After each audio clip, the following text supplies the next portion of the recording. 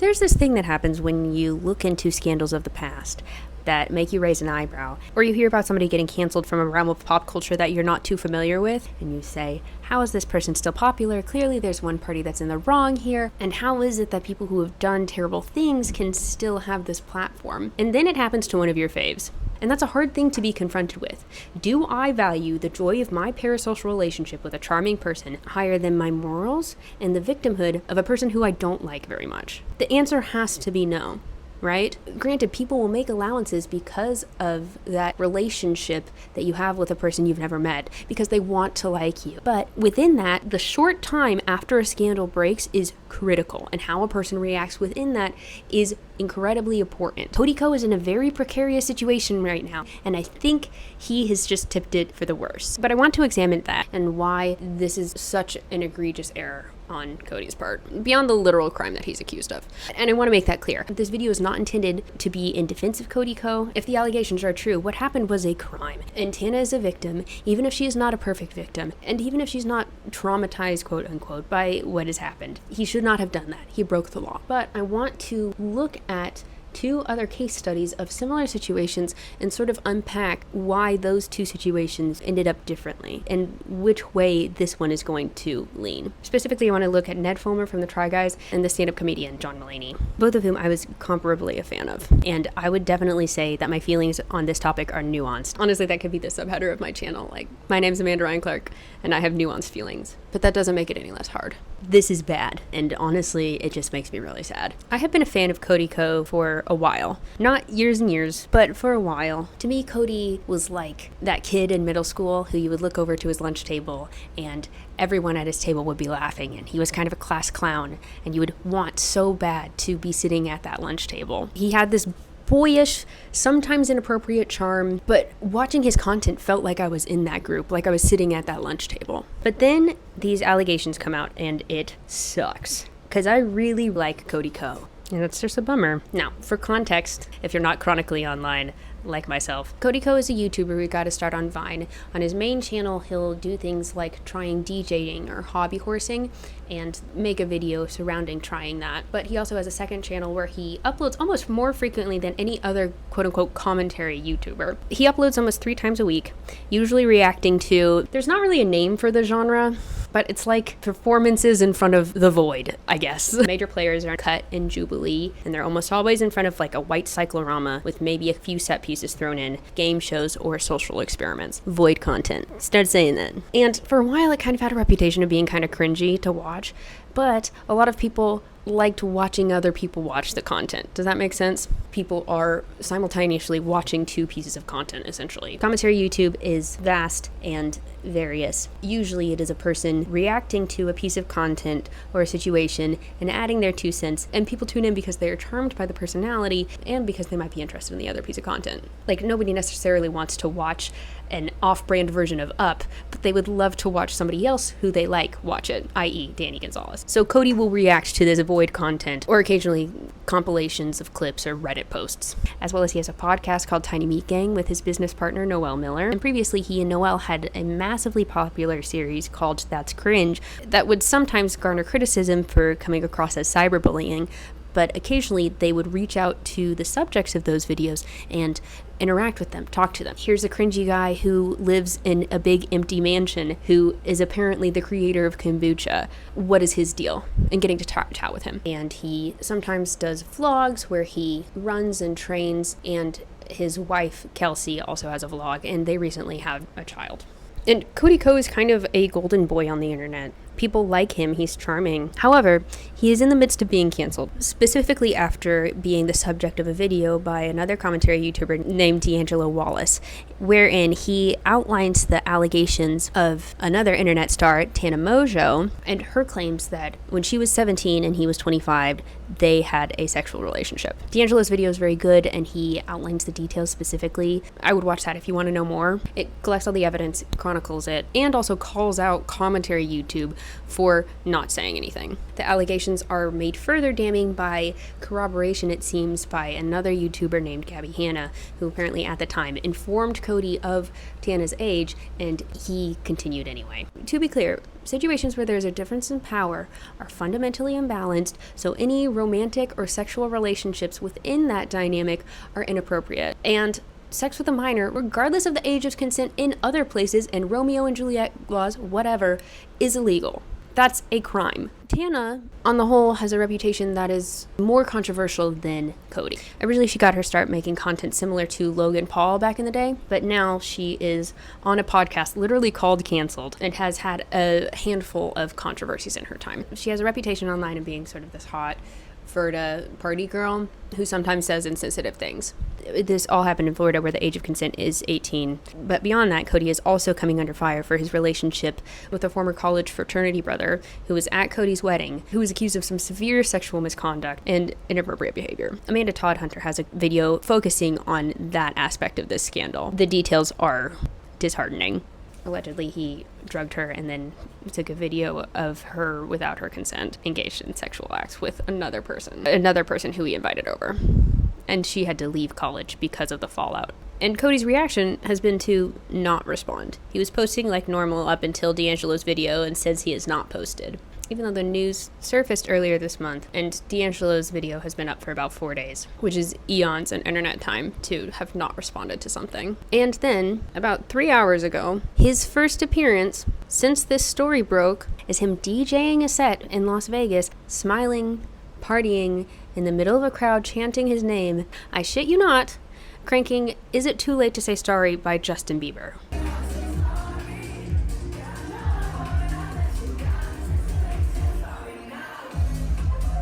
Oh, it's bad. I'm so mad. Because the internet is capable of forgiving someone, but the optics have to be good. And right now, they're terrible.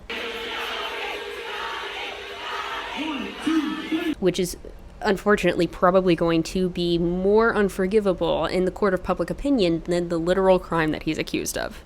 So let's start with Ned Fulmer from the Try Guys.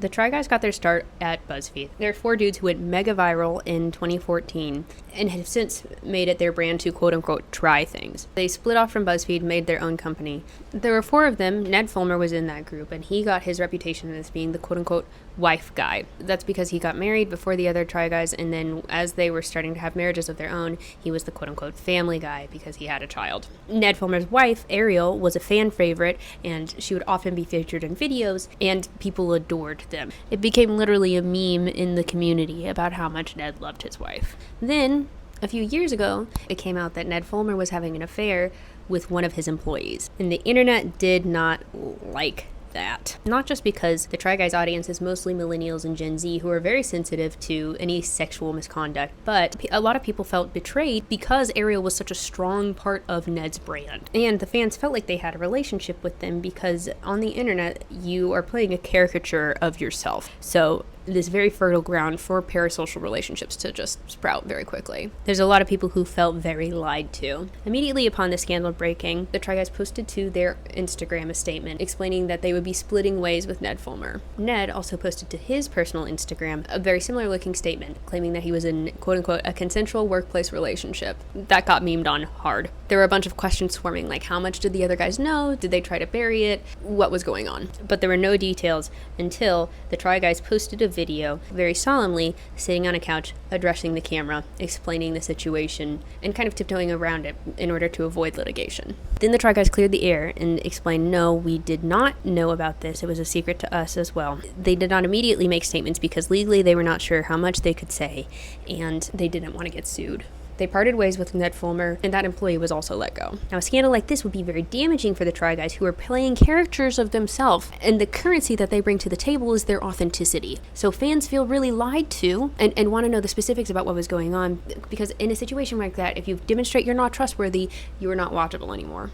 They posted a video making an apology with no editing, no frills. It was scripted, but it was very solemn. There is no goofiness, which is a departure from form for the Try Guys. Then, a few days later, they appeared on on a podcast to talk about it more candidly, still vaguely within the realms of litigation's sake. And they made it very clear that they were not connected to him, even though Ned's statements mimicked what the Try Guys had put out officially. And the fallout of that was that the Try Guys were able to return to good graces and continue making content, now sans their fourth Try Guy. And they made jokes about it and gave insight about how interesting it was to be the subject of a scandal because they had more eyes on them than ever before. Ned Fulmer, on the other hand, does not return to social media. He instead seems to be focusing on family life, but ultimately their family stepped out of the limelight. But the internet has still never forgiven Ned Fulmer, and to this day there are still compilation videos of the moments that in retrospect feel very inappropriate between Ned and that employee. The narrative sort of has become that people never really liked him, quote unquote, and that he was always sort of an a-hole. And not for nothing, they also haven't forgiven her. She was let go from that job and I'm not sure what she does now. On the other hand, you have John Mulaney, who is a comedian and was a writer on SNL for a long time.